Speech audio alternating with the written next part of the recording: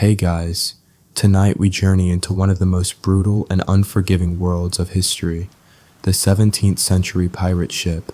We've all seen the romanticized versions of pirates in movies and books, but the reality? It's far darker, far more grueling than the adventures you've heard about. Pirates weren't just swashbuckling treasure hunters, they were desperate, hardened criminals living on the edge of survival, and their world was built on violence, hardship, and constant fear. Before we dive into the harsh life of piracy, don't forget to like, subscribe, and hit the notification bell so you never miss a new dive into history's most fascinating and often forgotten lives. Comment below and let me know where you're watching from or the time you're tuning in. I'd love to hear how far our journey together is reaching tonight. Dim the lights, get comfortable, and let's step into the unforgiving world of pirates, where a single day could be your last. Your eyes remain closed. The world around you is nothing but an amalgamation of sensations.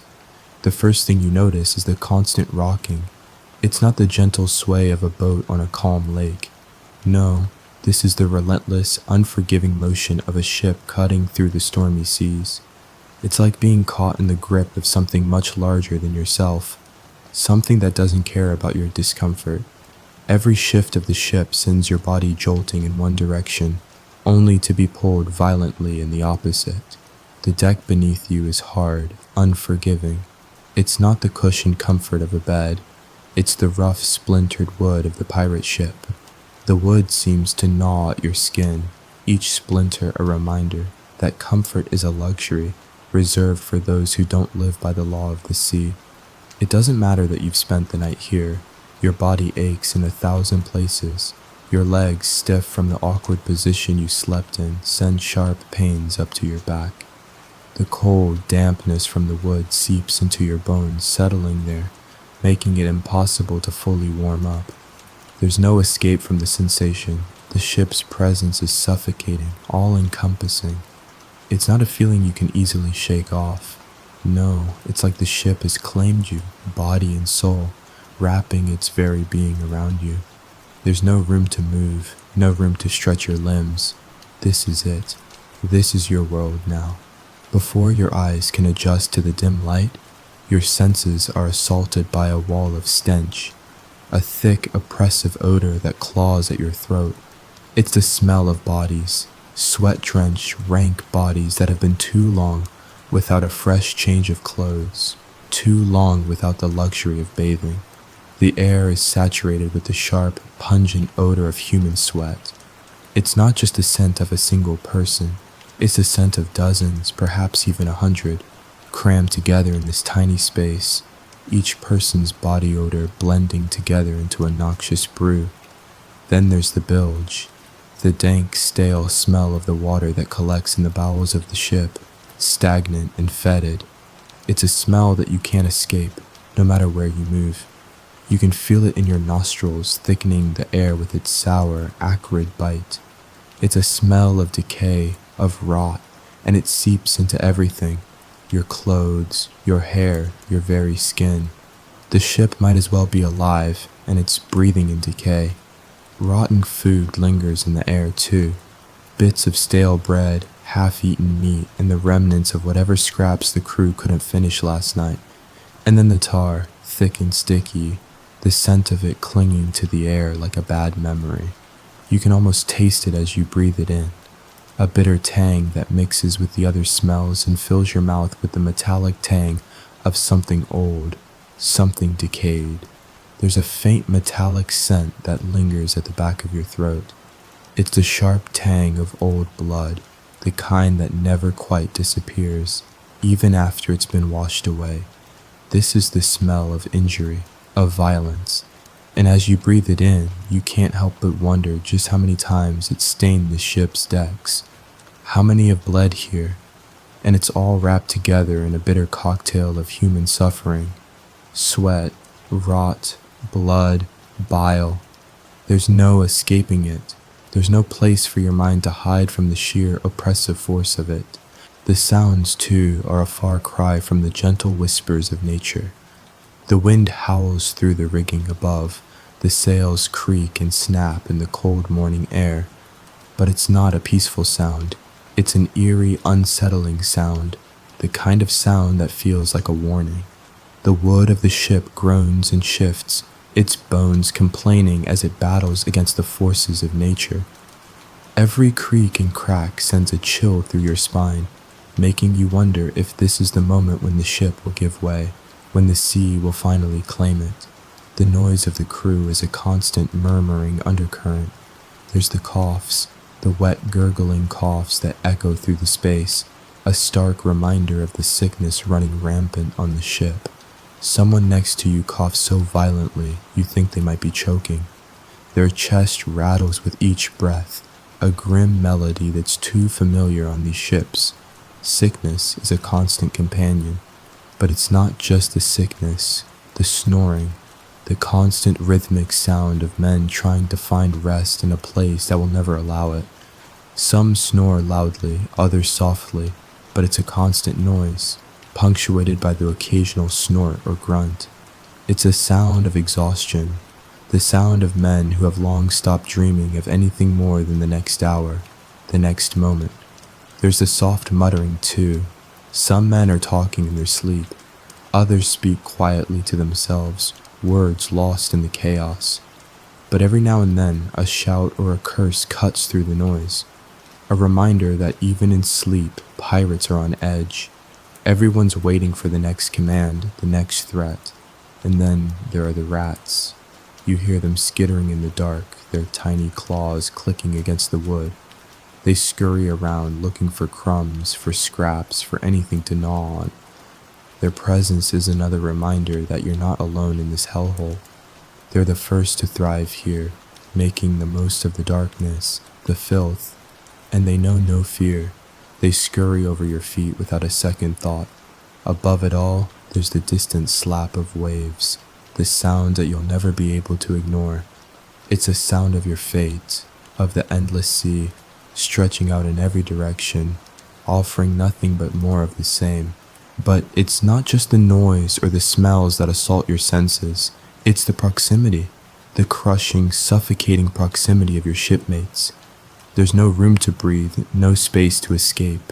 You're packed in with them, limb against limb, body against body. There's no such thing as personal space on a pirate ship. This is a world where privacy is a foreign concept, and even the smallest movement comes at the expense of someone else's comfort. You can feel the heat of their bodies next to you, the dampness of their skin. It's a claustrophobic experience. Their rough cloths brush against you, sticky with sweat. You can feel their breath, hot and labored, against your skin. It's a prison of the senses. There's no escaping it. The texture of their skin is rough. There's no softness here, just calloused hands, chafed faces, and the uncomfortable feeling of being too close to another human being. You try to shift your weight, but there's nowhere to go. Your elbow nudges against someone's ribs. Their knee jabs into your leg. This is not the soft embrace of a loved one.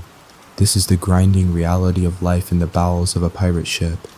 You can't move without disturbing someone else. There's nowhere to stretch out. The air is thick with the scent of sweat, and every breath feels like it's stealing space from someone else. This is the intimacy of misery, the kind of closeness that only comes when you're trapped together in a place so dark, so confined, that there's no escape from it. And then, without warning, the world comes alive around you. There's no gentle transition, no slow easing into the day. The first mate's voice cuts through the air like a whip. His orders are sharp, harsh, immediate. Get up, get on deck. He doesn't care if you're ready. He doesn't care if you're still half asleep. You have one job, to get moving and to do it now. A boot jabs into your side, a sharp prod that sends a bolt of pain through your ribs. It's not a gentle nudge. It's a demand for action, a command that can't be ignored. You scramble to your feet, your body protesting, your legs trembling as they try to support you. Every muscle aches as you stumble to the ladder leading to the deck. You feel like you're moving through molasses, each step a battle. But there's no choice. You either get up or you get thrown overboard.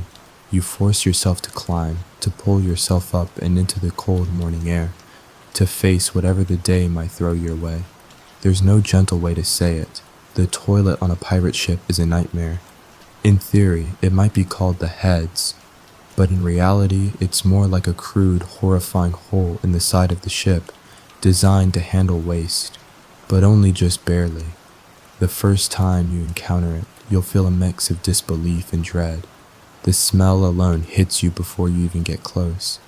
It's a rancid combination of urine, feces, salt, and rot, impossible to escape from, especially when the air itself is thick with the briny scent of the sea.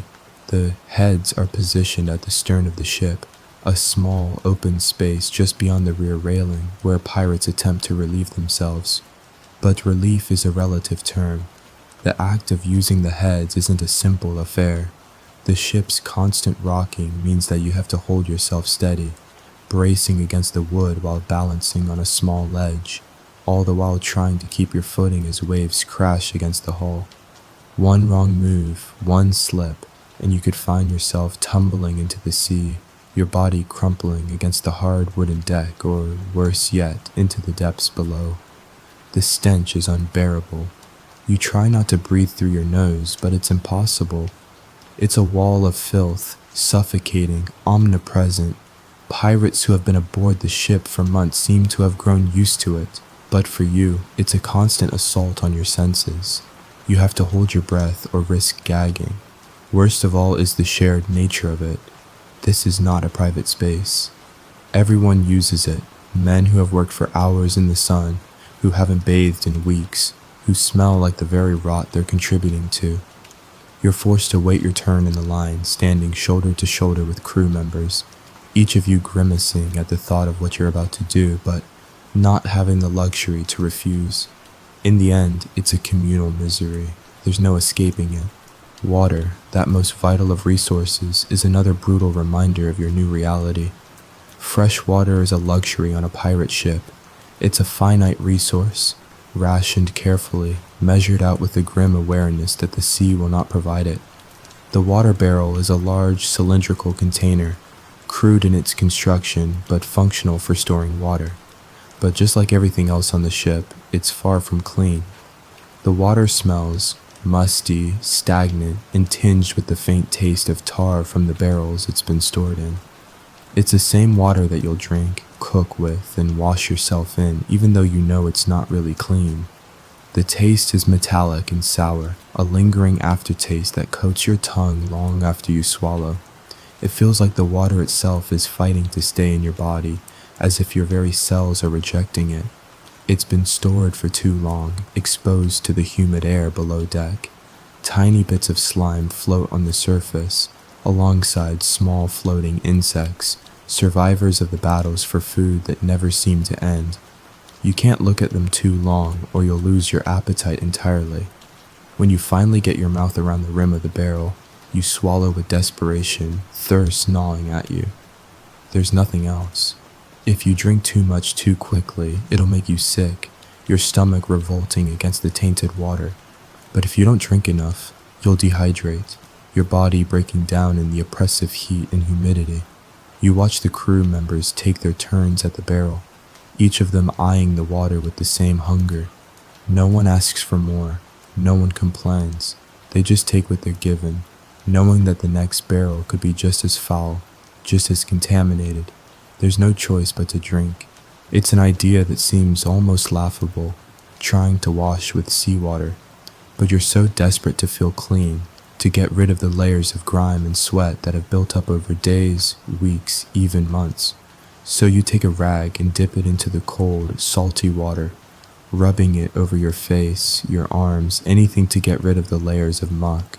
But as soon as the water touches your skin, you realize the futility of it. Seawater is no cleanser, it doesn't refresh you, it only stings. The salt dries on your skin, leaving it tight and raw. It feels like your body is rejecting the sea itself. You wipe at your face, but the salt just sticks to your skin, pulling at the dirt and sweat. It leaves you with a feeling of disgust, a gnawing sense that nothing is ever truly clean here. Your body never feels refreshed, never feels new. It just feels sticky, as if the ship's very essence has seeped into your pores. Washing your hair is another battle. The sea is full of salt, and while you rub your hair with seawater, it tangles, getting knotted and greasy with each passing hour. There's no soap, no conditioner, just the endless grind of the ship, the salt, and your own body's filth. Every day you long for a fresh bath, for the feel of clean water. But there's no time for that. There's only seawater, the salt seeping into your scalp, leaving your hair dry and coarse, your skin itchy. And don't even think about using fresh water for anything other than drinking. It's too precious. The pirates don't waste it on hygiene. The idea of a bath is something that belongs to a past life, one you'll never return to. Your clothes are a constant source of misery. The fabric, once a bright color, is now a dull, grimy hue, stiff from the layers of sweat and salt that have been absorbed into every fiber. They're soaked with the brine of the sea, caked with dirt, and it's been days, maybe even weeks, since they've been removed or washed. They cling to you, tight and uncomfortable, as if the fabric itself has fused with your skin. The salt has crystallized in patches, especially around your collar, under your arms, and around your waist. It chafes against your skin, rubbing raw, with every movement. You can't remove them. There's no spare clothing. What you're wearing is all you have. You try to ignore the discomfort, but it's impossible. Every shift, every turn feels like an abrasive tug against your skin. The stench of your body is overwhelming now. The salty sweat mixes with the odor of the clothes, creating an almost suffocating stench that clings to everything.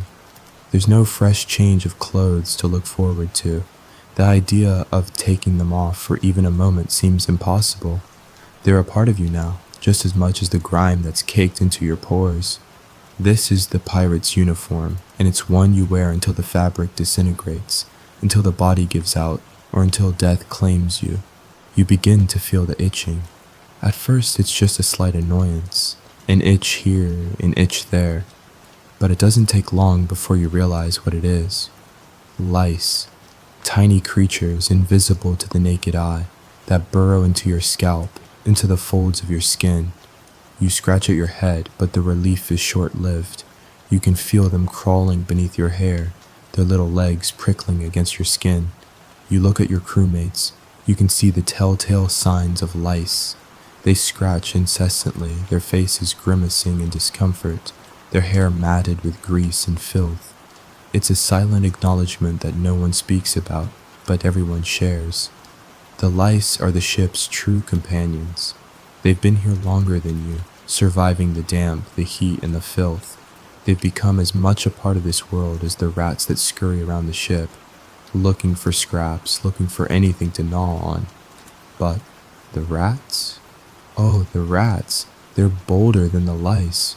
They scurry across your feet, brush past your legs without a second thought, and take no notice of you. They're the ones who own this place. They're the ones that have claimed the shadows, claiming the corners where the filth accumulates. And like the lice, they too are a constant reminder that you're never truly alone in this nightmare. The ship is a breeding ground for disease. There's no escaping it. The communal nature of life aboard the ship means that sickness spreads quickly. Scurvy, dysentery, infections from wounds, the plague of lice and fleas. When one pirate falls ill, the rest will soon follow. It's inevitable. The air is thick with the germs and bacteria that the crew unknowingly trades with each other. The close quarters, the lack of hygiene, and the constant exposure to the elements ensure that the cycle of sickness never ends. You see it happen daily. Pirates coughing, their faces pale, their bodies trembling with fever. Some of them survive and others don't. Some of them get patched up by the ship's surgeon, who is nothing more than a man with a rusty saw and no real medical knowledge. You hear stories of men losing limbs to infection, of wounds turning gangrenous, of scurvy stripping the body of all its strength until death claims them. The worst part is how it spreads. It moves from one body to the next, leaving no one untouched. No one is ever truly safe. The suffering is communal, a shared burden. The ship is a vessel of misery, a sickness incubator that drags you down with every passing day. The first time you lay eyes on the hardtack, you can't help but wonder if it's some sort of cruel joke. The biscuits are pale, almost white, and they have the appearance of something that's been forgotten in the oven for too long. The color is dull, faded from its original flowery hue, now hardened and cracked from months of exposure to the sea. The texture is unforgiving. The hardtack is rock solid, with sharp edges that could easily cut into your gums if you try to break a piece off. If you didn't know any better, you'd think it was made of stone, not flour and water. You hold it in your hand and tap it against the table, the sharp, hollow sound ringing out across the galley. That sound alone is enough to tell you what you're about to face. When you attempt to break it, the effort is almost comical. You've seen pirates use knives, hammers, and even the edge of their swords to crack the hardtack, but none of it works very well. When you finally manage to break off a small piece, it's no easier to chew. The texture is coarse and it feels like chewing on sawdust. The moisture in your mouth simply doesn't do enough to soften it. The hardtack is as dry as the endless horizon you're sailing toward. But the worst part? The weevils. Tiny wriggling insects have made their home in the cracks and crevices of your hardtack. They're not there by choice. They're simply trying to survive, just like you. At first you think you can ignore them, but when you break a piece open, the little white creatures spill out, tumbling to the surface. Some of them are so tiny you can barely see them, while others are large enough to make you cringe as they scurry away. You don't have much choice in the matter. Pirates have learned to accept this reality. You pick the weevils out as best you can and try to shove the rest into your mouth, hoping that the taste of rot doesn't overtake your senses. If you're feeling especially desperate, you might dunk it in a bit of water or grog, hoping to soften it just enough to swallow. But the psychological toll is hard to ignore. The thought that you're eating something so foul, so clearly past its prime, wears on you day after day. It's a small, relentless reminder of the grim life you've chosen. There's nothing but survival, and this is what survival tastes like. Then there's the salt meat. The smell hits you first, long before it's even cooked. It's a harsh, almost suffocating odor that rises from the barrel where the meat is stored. You've never smelled anything quite like it. It's not the pleasant, savory aroma you expect from preserved meat. It's an overwhelming, nauseating stench of rot that seems to hang in the air, clinging to everything. When the cook finally pulls a slab of the meat from the brine, it's hard to tell whether it's meat or some unidentifiable object. The brine itself is dark, murky, almost like oil, and it coats the meat in a thick, slimy layer. The color is off, almost green, like something that's been sitting too long in a damp cellar.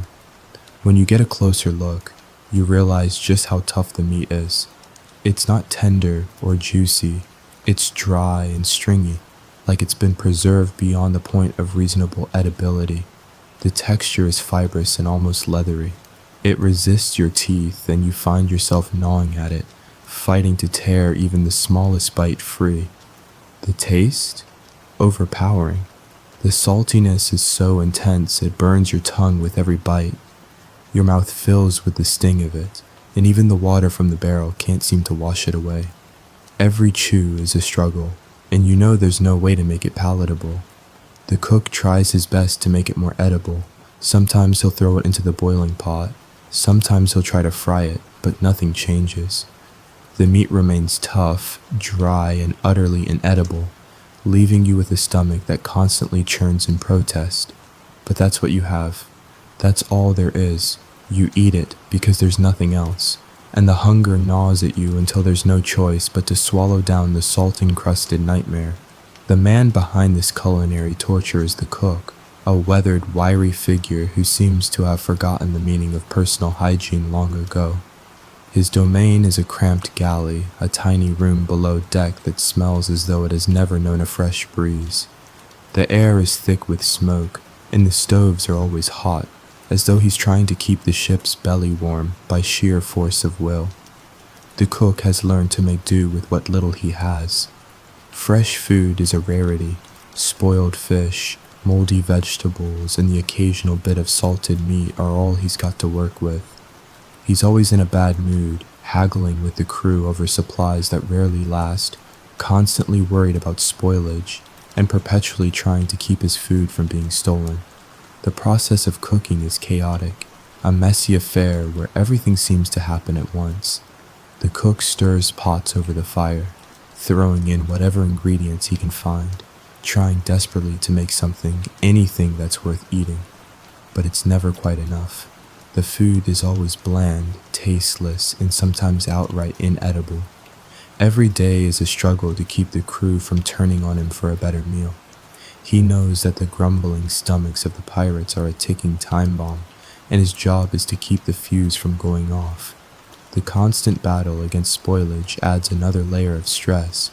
Even the smallest mistake could ruin a batch of food. One wrong move, and the entire ship could be stuck with nothing but hardtack and salt meat for weeks on end. Water on a pirate ship is as scarce as treasure. It's rationed strictly, and there's never enough to go around. The barrel of fresh water sits in the corner of the galley, dark and murky, with a film of scum floating on the surface. You can't afford to drink it freely, and you certainly can't use it to wash or clean. It's the kind of water you only consume when you absolutely have to. But there's something else you're given to drink: grog. The pirate's drink of choice, a concoction of rum and water that is meant to keep your spirits high, even as your body decays. The process of making grog is simple. Mix rum with a small portion of water, usually enough to dilute the alcohol, just enough to make it drinkable. The taste is burning, biting, and rough, and it leaves a sickly sweet aftertaste that stays with you long after you've drunk it. At first, grog seems like a blessing. The warmth it brings when it hits your stomach, the slight buzz it gives you. It's a relief from the miserable, hunger-filled days. But as time goes on, you realize that the effects of grog are far more destructive than they are beneficial. The drink clouds your mind, dulls your senses, and makes the misery of life on board just a little bit easier to tolerate. But in the long run, it wears you down. You begin to feel its effects in your muscles, in your bones. Your judgment becomes clouded. The rum has a seductive power, and soon enough, you start to wonder if it's worth the price. The most insidious consequence of pirate life is scurvy. It starts slowly, a subtle nagging feeling that you can't quite shake off. Your gums feel sore, but you tell yourself it's nothing. Your teeth become loose, your joints ache, and you chalk it up to the constant labor, to the poor food, to the fatigue of life at sea. But the longer you go without fresh food, without the vitamin C that your body desperately needs, the worse it gets. It starts with your gums. They bleed when you brush your teeth or when you eat. Your gums turn a sickly purple, and soon they begin to recede. Teeth become loose, almost as if they're ready to fall out at any moment. The pain is constant, throbbing, and there's nothing you can do to stop it. Your skin becomes pale, almost ghostly, as the body weakens. Your joints ache with every movement, and you begin to feel tired all the time, even when you've barely lifted a finger. You lose your appetite, and the simplest tasks, climbing the rigging, hauling ropes, feel like they require every ounce of energy you have left. Soon, the old wounds you thought were healed begin to open up again, oozing pus and blood. The infections set in. Your body's resistance fades, leaving you vulnerable to everything. But there's no cure. There's no medicine to heal you. You simply get weaker and weaker until one day, you're too weak to even move, too weak to work, too weak to do anything. Scurvy is a death sentence, a slow, painful death that robs you of everything. You can feel your body giving up, piece by piece, but all you can do is wait. Then, occasionally, there comes a fleeting moment of hope. The lookout cries out, land in sight. A merchant ship has been spotted on the horizon, and the crew erupts in a frenzy of excitement. The promise of fresh supplies of new food is enough to make your heart race. The anticipation is almost unbearable as the pirate ship bears down on its prey. The battle is short, brutal, and filled with the sounds of cannon fire and clashing swords. But when the dust settles and the crew boards the merchant ship, it's not treasure they're after, it's the food, fresh fruit, vegetables, salted fish, grains, food that doesn't come out of a barrel, food that hasn't been sitting around for months. It's a brief, glorious feast. The crew devours it with ravenous hunger, stuffing themselves as though they've been starved for years. But the joy is short-lived. The merchant ship is plundered and the pirates return to their ship, leaving the moment of plenty behind. The food will soon run out, and the cycle of starvation and deprivation will begin again. It's the fleeting, heartbreaking nature of pirate life. The first task you are assigned is swabbing the deck. You can hear it before you even see it, the harsh scrape of brushes against the ship's grimy wood. It's a job no pirate gets out of. You stand there, the thick brush in hand, the coarse bristles biting into your palm. Each stroke a reminder of the never-ending labor that defines this life. You set to work, moving along the deck with mechanical precision. Every inch of the wood beneath you is coated with a mixture of salt water, spilled rum, and grime. There is no fresh water to waste on something as trivial as cleaning. You dip the brush into the seawater, and as you scrub, you feel the salt cling to your skin, a fine dust of grit that mixes with the sweat already pouring down your face. The scent of seawater overwhelms you, but it's not the clean, bracing scent you might expect. No, it's thick, heavy, and combined with the scent of sweat, the pungent stench of body odor, and the musty air below deck. The wood underfoot creaks with every shift of the ship, but there's no relief, no chance to stop for rest. Your back aches as you bend over to scrub at stubborn stains, your muscles protesting the strain. The constant motion of the ship means the deck isn't just dirty. It's always being battered by the sea, salt water pooling in the cracks, dragging even more filth across the surface.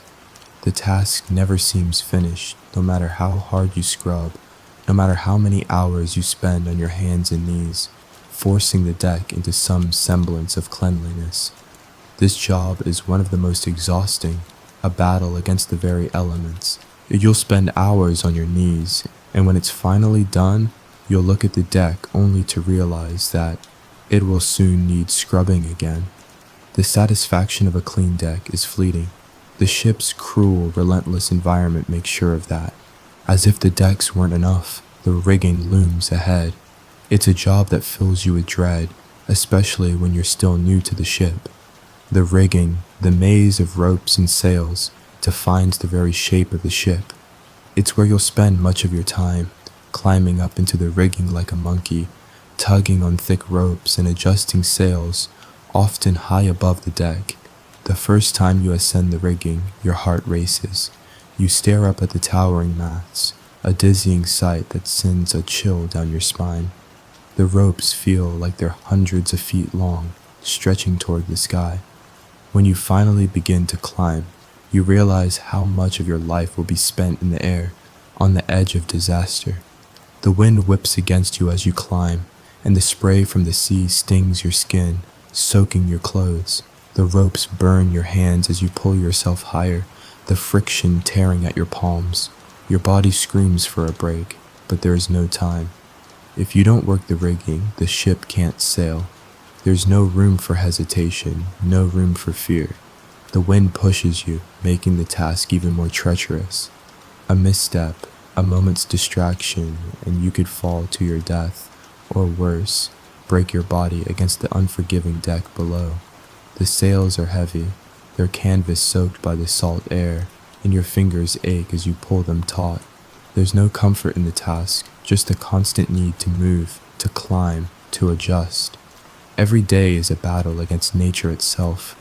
The heights, the ropes, and the wind are all forces you must learn to control if you're to survive. If not, the sea will claim you, and no one will mourn. Arguably, the worst job on the ship is pumping the bilge. The bilge is the lowest part of the ship, a dark, foul space where seawater accumulates.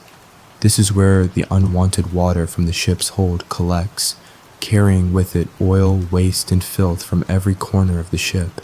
It is a job that no pirate wants to take on, but it's one that has to be done. The stench is suffocating.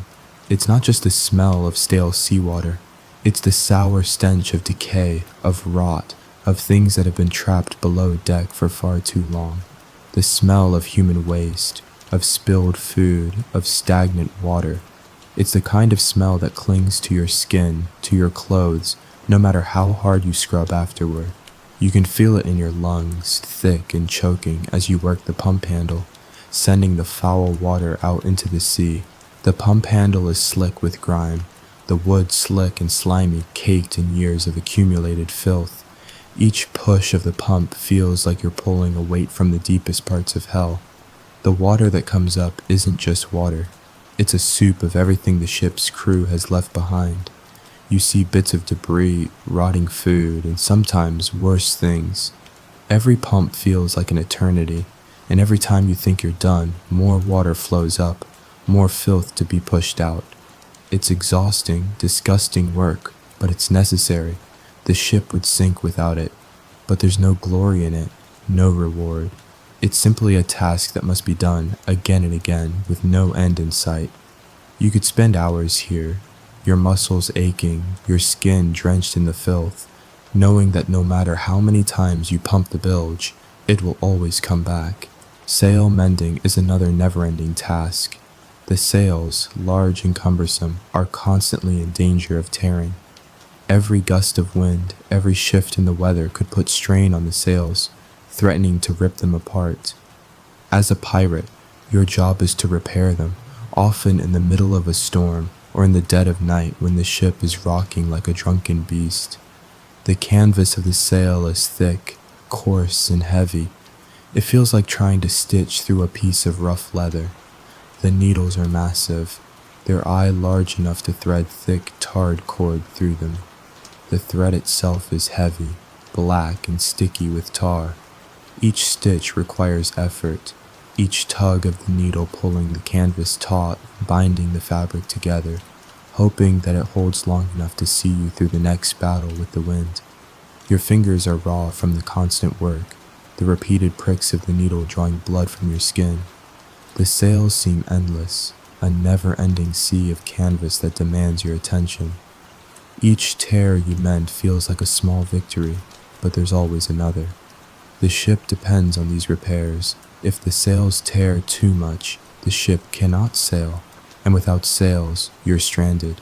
You repair the sails in every weather condition, in the blinding heat of the sun, in the pouring rain, in the cold winds that make your bones ache. There's no respite from the task. As soon as you finish one, another one rips, and the cycle continues. Being on watch is a peculiar kind of torment.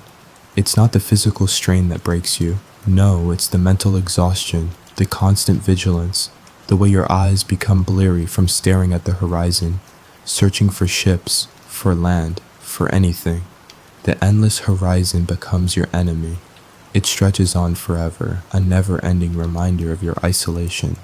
The monotony of it is unbearable. The skies change. At first, it's the rosy glow of dawn, the soft light that slowly rises above the sea. Then noon arrives, the sun blazing high above you, threatening to bake your skin. In the evening, the sky darkens, turning the color of blood, and the sea begins to feel like a vast, empty void. And then, in the blackness of night, you strain to see anything in the endless darkness. The stars offer no answers. The horizon is empty. Every shift feels like it will never end. Your eyes grow heavy with fatigue. You rub at them, trying to focus, trying to shake off the dizziness that creeps up on you. But no matter how much you try to keep alert, your mind drifts. You start seeing things in the distance, shadows that could be ships, could be islands, or could be nothing at all. The sea plays tricks on you, and when the night is at its darkest, when your mind is closest to giving in, the cry of the lookout pierces through the quiet. "Ship ahoy!" You snap to attention, heart racing. But it's just a false alarm.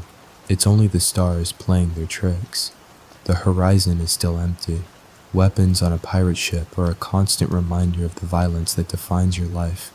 Swords, pistols, and cutlasses must be kept sharp, clean, and ready for use. The cold steel of the weapons is a constant presence in your hands. You spend hours polishing the blades, oiling the pistols, scrubbing away rust, and making sure that every weapon on board is in perfect working order. The smell of oil and rust fills the air as you work, the greasy texture of the oil staining your hands. It's tedious work, but it's necessary. In a world where survival depends on your ability to fight, maintaining your weapons is as important as any other task. The sound of the blade against the sharpening stone is the only music that accompanies you as you work. Every stroke of the stone is a reminder that one day you will need this blade to defend your life. You can't afford to be unprepared, but there's a psychological toll to it. The constant reminder of violence, the knowledge that at any moment a battle could break out. Pirates live with this certainty.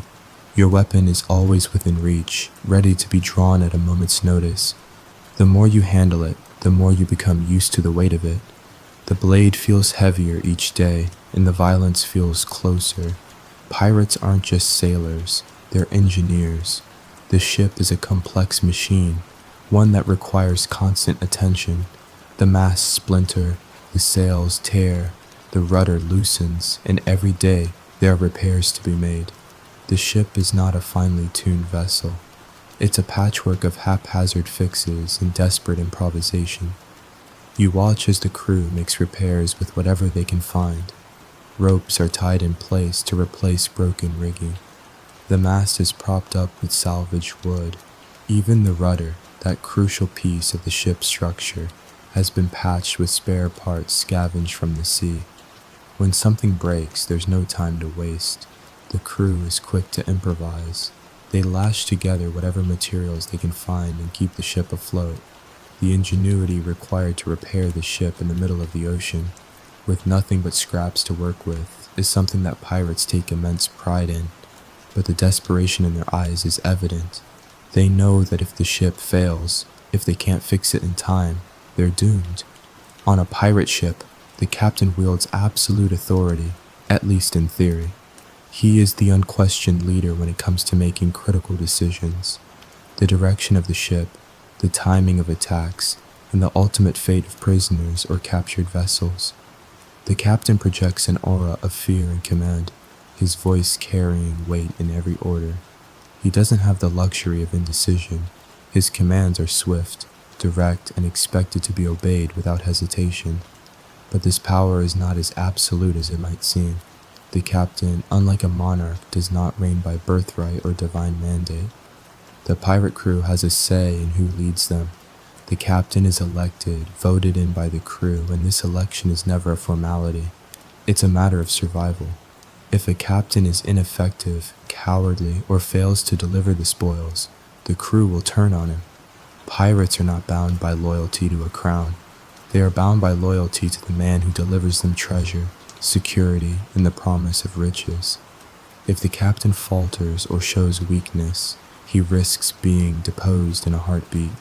This balance of power between a captain's absolute authority and the crew's ability to oust him creates a volatile dynamic. Pirates don't just follow orders blindly. They follow because the captain ensures their survival, wealth, and personal safety. And if they believe that someone else would do a better job of it, the captain's seat can be as temporary as the next raid. While this system keeps the captain's power in check, it also breeds a constant undercurrent of paranoia. The captain never truly knows if his crew will turn on him at the first sign of weakness. Every day, every decision could be his last. The threat of being deposed is always looming, and with it, the possibility of losing everything: the respect of the crew, the wealth, the status. A pirate captain's reign is a high-stakes game, and few can hold their position for long. If the captain is the head of the ship, the quartermaster is the heart. He holds immense sway over the day-to-day functioning of the crew. While the captain makes decisions about the direction of the ship and its larger strategies, the quartermaster is responsible for managing the mundane but crucial tasks that keep the ship moving: food, water, and the division of spoils. One of the quartermaster's primary duties is rationing supplies. The harsh conditions of life at sea make food and water scarce, and it's the quartermaster who determines how much of the limited resources are allotted to each man. It's a role that requires balance. Too generous, and the crew will grow complacent. Too harsh, and the men will grow restless and angry. The quartermaster also has a hand in maintaining discipline on the ship. He enforces the rules set by the pirate code, ensuring that the crew doesn't fall into chaos. He is the one who holds the power to punish, or even banish, those who break the pirate code. His power is absolute in this respect, and pirates will go to great lengths to avoid crossing him. But perhaps the most delicate part of the quartermaster's role is the division of spoils. After a successful raid, it is the quartermaster who ensures that the treasure is fairly divided among the crew. Pirates know that their lives depend on this fairness. If the quartermaster is seen as unjust, if he cheats the men out of their fair share, his position becomes untenable. A pirate ship runs on trust, and the quartermaster must maintain that trust at all costs. The pirate code is an unwritten set of rules, but its importance is absolute. Every pirate aboard the ship understands the code, and it is the foundation upon which their lives are built. The code is simple, direct, and meant to maintain order and discipline on a ship where chaos and lawlessness are the natural state of things. 1. No fighting on board. The first and most important rule is that no fighting will occur on board the ship. Pirate crews are a volatile mix of men from all walks of life, many of whom have violent pasts, but fighting among the crew is strictly forbidden. If there's a dispute, it must be settled in a civilized manner. Violations of this rule are punished severely, usually with a beating or the loss of a hand, depending on the severity of the offense. 2. No women disguised as men. Pirates are known for their ruthless nature, but there's one thing they won't tolerate: women disguised as men aboard the ship. The superstition surrounding women on board is rooted in old beliefs. Some pirates think that having women on board brings bad luck, while others simply view it as a violation of their code. Any woman found pretending to be a man will be swiftly ejected from the crew, often with a punishment that reflects the gravity of the offense. 3. Desertion is forbidden. The worst offense a pirate can commit is desertion. The penalty for leaving your crew in the middle of a fight or abandoning ship is swift and brutal. A deserter is marked for death, and the punishment is often carried out with no mercy. Pirates live by the rule that you fight together or you die alone. Each of these rules is designed to preserve order and unity among the pirates. Without them, the crew would fall into anarchy, and survival would be impossible. The pirate code is harsh, and the punishments for breaking it are even harsher. Pirate life is unforgiving, and any misstep can lead to brutal consequences. These punishments are carried out in public, meant to serve as a reminder to the rest of the crew of the price of disobedience. Flogging. Flogging is the most common punishment for minor infractions. The sound of the cat-o'-nine tails, its heavy, weighted tips slashing through the air, echoes across the ship. The punishment is carried out by the ship's master-at-arms or the quartermaster, who lashes the offender repeatedly. The sound of the whip cracking against flesh is followed by the screams of the victim, the shrieks of agony that reverberate throughout the crew. Flogging is designed to humiliate as much as it is to punish, and the scars left on the body serve as a permanent reminder of the consequences of disobedience. Marooning. Marooning is a fate worse than death. When a pirate is marooned, they are abandoned on a deserted island with nothing but a small supply of food and water. The crew leaves them behind, their ship sailing off into the distance, knowing that the marooned pirate will likely never survive. It's a cruel punishment that ensures the victim is alone with their thoughts, stranded in isolation and forced to face the brutal reality of survival. The psychological horror of marooning is often worse than the physical conditions. It's a slow death, the despair eating away at the marooned pirate day by day, keel hauling, Perhaps the most brutal punishment is keel hauling. The victim is tied to the ship's keel, the bottom of the hull, and dragged beneath the ship as it sails through the water. The sharp barnacles that line the underside of the ship tear at the victim's skin, stripping away flesh in seconds. The water fills their lungs, and often the victim drowns before they're even hauled back aboard. It's an excruciating way to die, one that leaves behind a gruesome trail of blood in the water. Disputes on a pirate ship are inevitable. Pirates are wild, unruly men, and even with a code, there's always going to be conflict. That's where the quartermaster steps in. His role is not just to enforce the rules, but to act as the ship's arbiter, settling disputes between crew members. When a fight breaks out, the quartermaster intervenes. He's the one who decides the punishment, who chooses whether the dispute will be settled with a fight or with a more permanent resolution. The quartermaster has the final say, and his judgment is respected, even feared. Sometimes pirates are given a chance to settle things with a fistfight, but often the dispute is settled with a knife duel, a brutal, bloody fight that often ends with one man dead and the other victorious, albeit severely wounded. Pirate ships are a volatile environment, and the threat of mutiny is always present. The captain may rule with absolute authority, but the crew knows that if they are not satisfied, if they feel betrayed or poorly treated, they can turn on the captain. Mutiny is always in the air, whispered among the crew during long, dark nights when the wind howls across the ocean and the sea slaps relentlessly against the hull. Whispers of discontent spread quickly. Pirates form factions, groups of men who share common interests, and sometimes these factions work together to bring down a captain who has grown too cruel or ineffective. The fear of mutiny keeps the captain and the quartermaster on edge. They watch their backs constantly, knowing that even the smallest slip-up could spark a rebellion. Navigating life on a pirate ship means constantly being aware of this undercurrent of paranoia. You never know when a mutiny might erupt.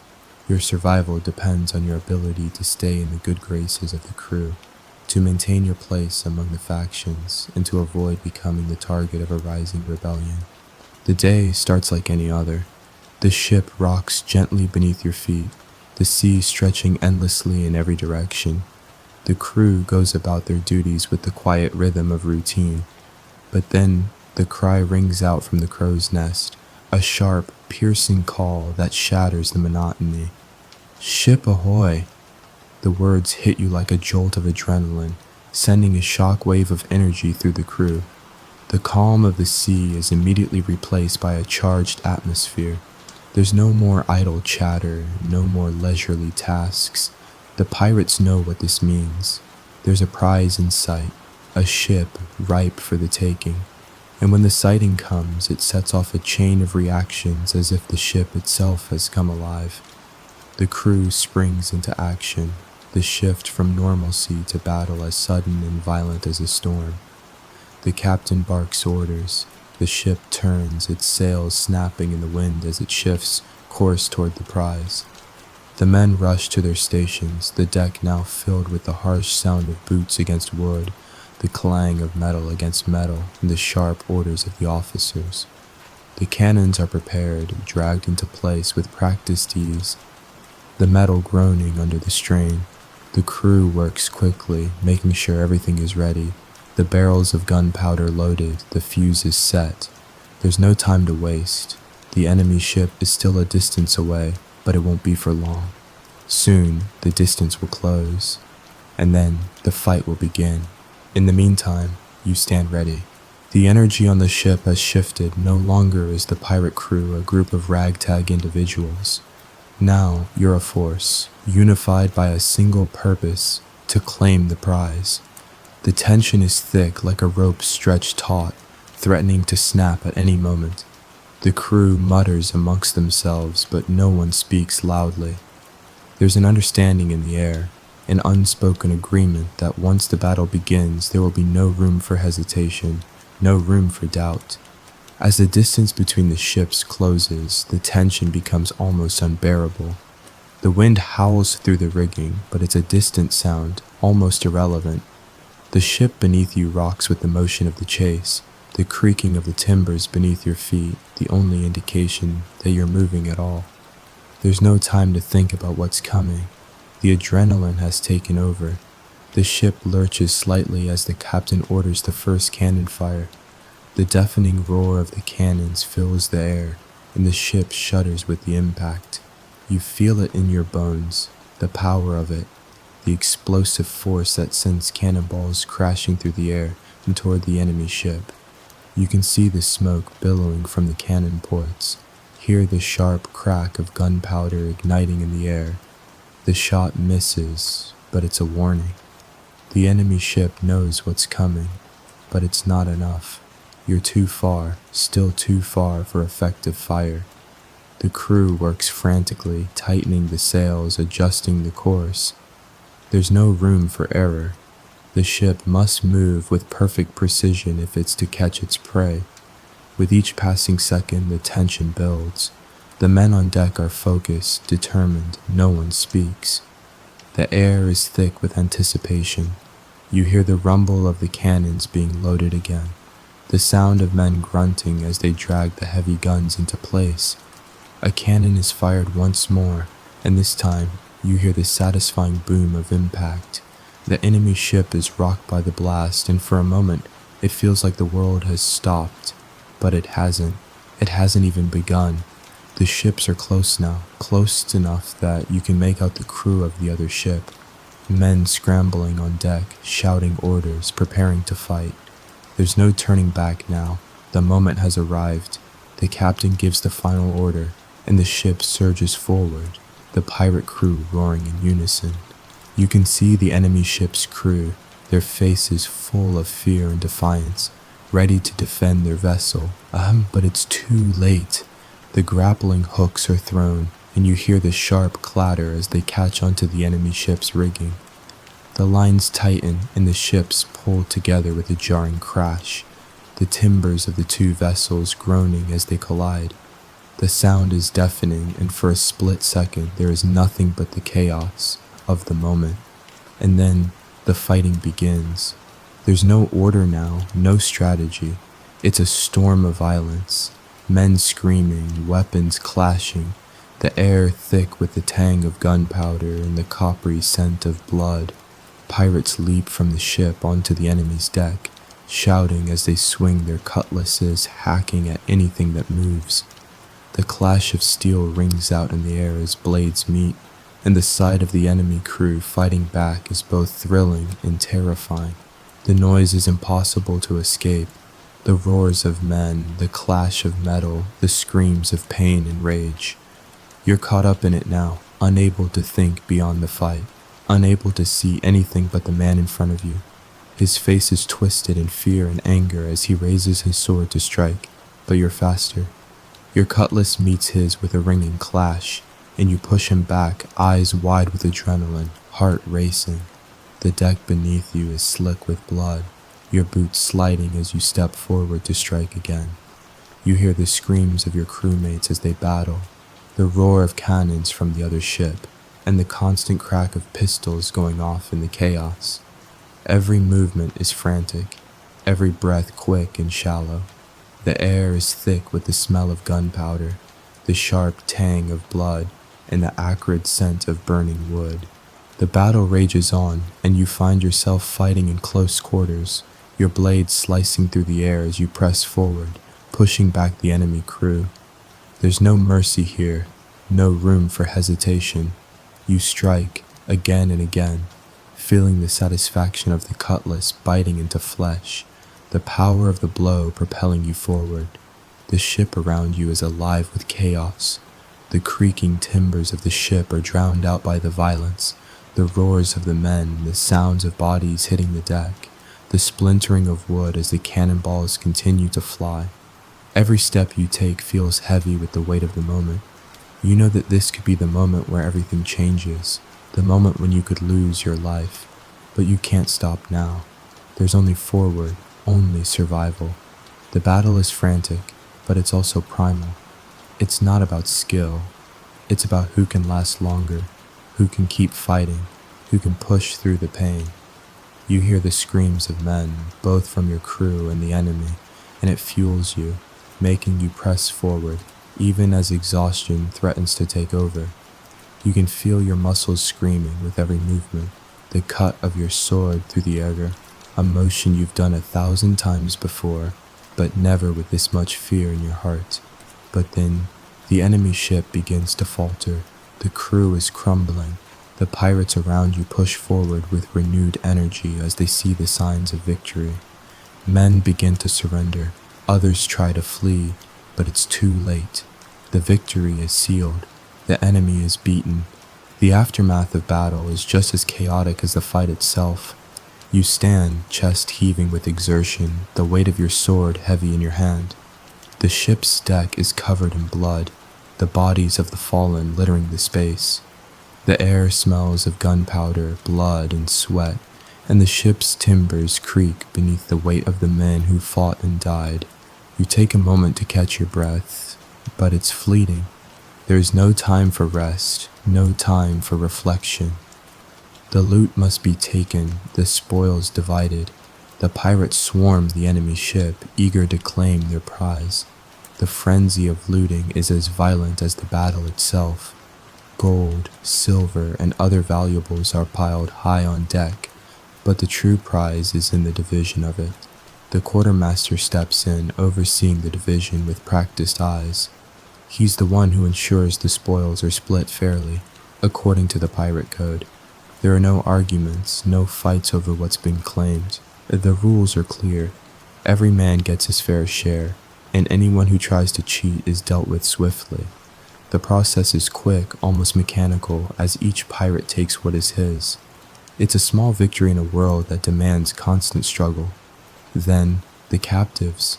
They are brought to the deck, bound and bloodied, waiting for their fate. Some pirates look at them with pity, others with cold indifference. It's a brutal world, and mercy is a rare commodity. The captain makes the final call on the fate of the prisoners.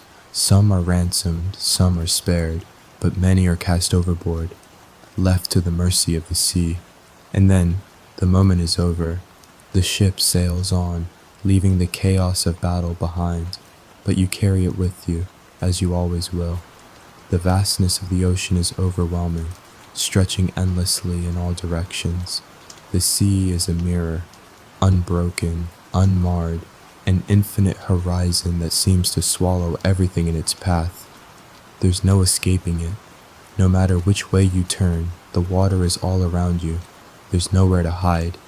You're alone in the most profound way. Isolated not just from the land, but from everything you've ever known. The world of the pirate ship becomes your entire existence. The crew becomes your family, but it's a family built on necessity, not love. And even that relationship is fragile. You're surrounded by men, but still you feel alone.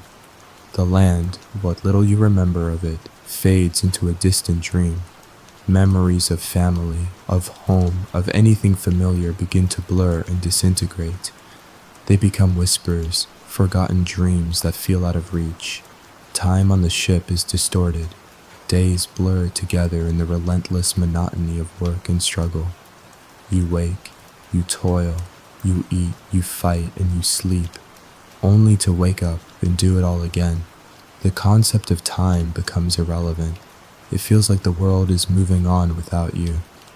The sea, vast and indifferent, seems to erase you from existence, to make you a ghost drifting on the water. You wonder sometimes if anyone remembers you at all. You wonder if anyone is even searching for you. The ocean is not a place of peace. It's a place of terror, and the pirates know it better than anyone. The fear of storms is ever present. You've seen the skies darken with a sudden ferocity, the wind howling as if the ocean itself is trying to tear the ship apart. The crew braces itself, knowing there's little they can do to stop the tempest that threatens to consume them. The sails strain against the wind, the ship creaks and groans, and the sea rises up in waves that seem to dwarf the ship. And in those moments the crew knows fear intimately, because in the middle of the ocean there is no escape. There is only the storm and the ship at its mercy. But storms aren't the only fear you live with. The fear of battle is just as real.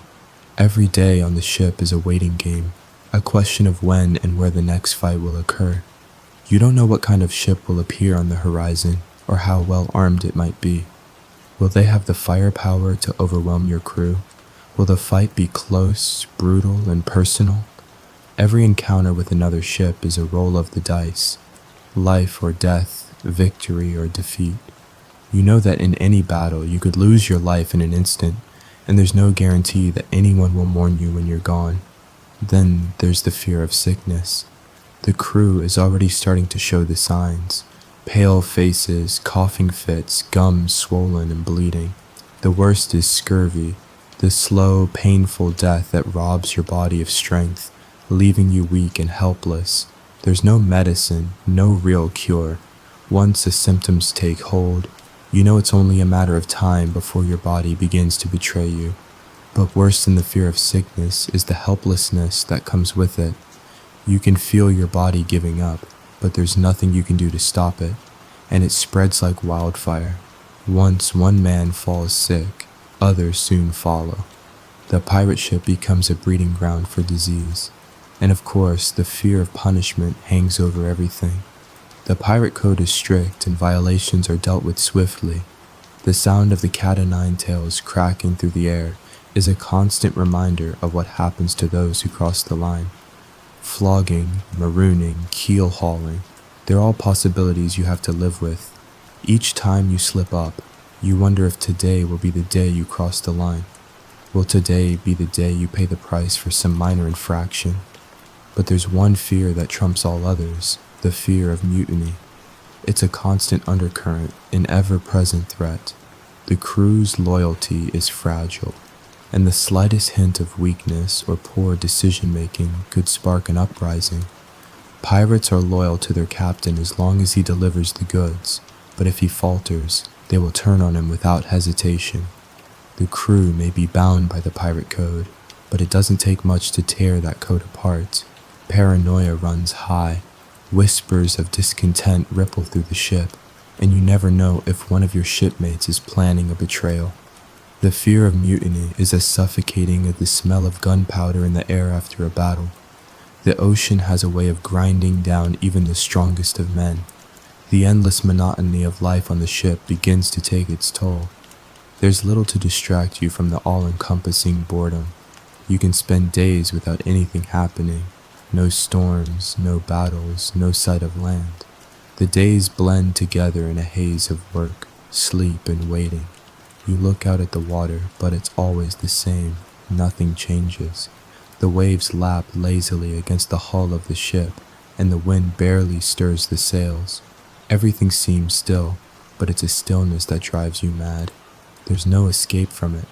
You try to keep yourself busy, mending sails, cleaning your weapon, polishing the cannons. But even that becomes tedious. You start to feel as if time is slipping away, like it's being swallowed by the vastness of the sea. The mind, desperate for any kind of distraction, begins to turn inward. The crew starts to speak less, their conversations becoming sparse and dull. No one wants to talk about the things that matter. Instead, they talk about what little they can. Old stories, old jokes, anything to fill the silence. But it's not enough. Eventually, the despair sets in. The isolation, the constant repetition, the endless waiting, all of it eats away at your spirit. You begin to wonder if you'll ever see land again, if you'll ever feel solid ground beneath your feet. You begin to question why you're here at all. What's the point? The treasure, the glory, it all feels so far away, like a fading memory from another lifetime. You start to lose the will to fight, the will to care. You're just waiting for something, anything to change. Pirates, like all sailors, are deeply superstitious. The sea is a cruel mistress, and there are forces at play that the crew can't understand. So they turn to superstition for comfort, for guidance, for answers. It's a way to make sense of a world that doesn't make sense. The superstitions are countless. Some pirates believe that certain days of the week are unlucky, and no one dares to set sail on those days. Others are convinced that women aboard the ship will bring bad luck. and even the mention of a woman's name can send the crew into a frenzy. Ghosts of dead pirates are said to haunt the ship, and many believe that if you see a ghost on board, it's an omen of impending doom. Some pirates even claim to have seen sea monsters, great, monstrous creatures that rise from the depths to drag ships under the waves. The crew has rituals for everything, small charms and tokens for good luck, songs to appease the sea gods, and offerings thrown into the water to ensure safe passage. Some pirates refuse to kill certain animals, believing that they are sacred, while others keep totems close at hand, small objects that they believe protect them from harm. These superstitions may seem trivial, but in a world so dominated by the unknown, they provide the crew with something to cling to. They offer a sense of control in a world that feels completely out of their hands. They give the crew something to believe in when there's nothing else left. When the despair grows unbearable, when the endless monotony becomes too much to bear, the pirates turn to the one thing that offers them temporary escape: rum and song. The rum is more than just a drink, it's a lifeline. When the bottles are cracked open, the crew comes alive. The alcohol dulls the pain of the sea, the pain of their isolation, and the gnawing emptiness inside. It's a momentary reprieve from the brutality of life on board, and for a few hours, the crew forgets their fears, their hunger, and their fatigue. They sing songs, they laugh, they tell stories of grand adventures, and they remember what it was like to be free. But this solace is fleeting. The rum never lasts, and the songs die down as quickly as they started. The hangovers that follow only make the despair worse. When the alcohol wears off, the ship feels even more suffocating. The silence returns, the despair creeps back. The cycle repeats: rum, song, and then the crushing weight of reality. So, as you lie there, safe in your bed, with soft sheets and the gentle hum of modern life around you, perhaps you can appreciate the stark contrast. The life of a 17th century pirate was not one of romance or daring freedom, but a relentless, brutal grind against the elements, against disease, against each other, and often against hope itself. You wouldn't have lasted a day, not because of weakness, but because the very fabric of that existence was designed to break the human spirit, to strip away comfort, dignity, and peace, leaving only the raw, desperate will to see another sunrise, however bleak.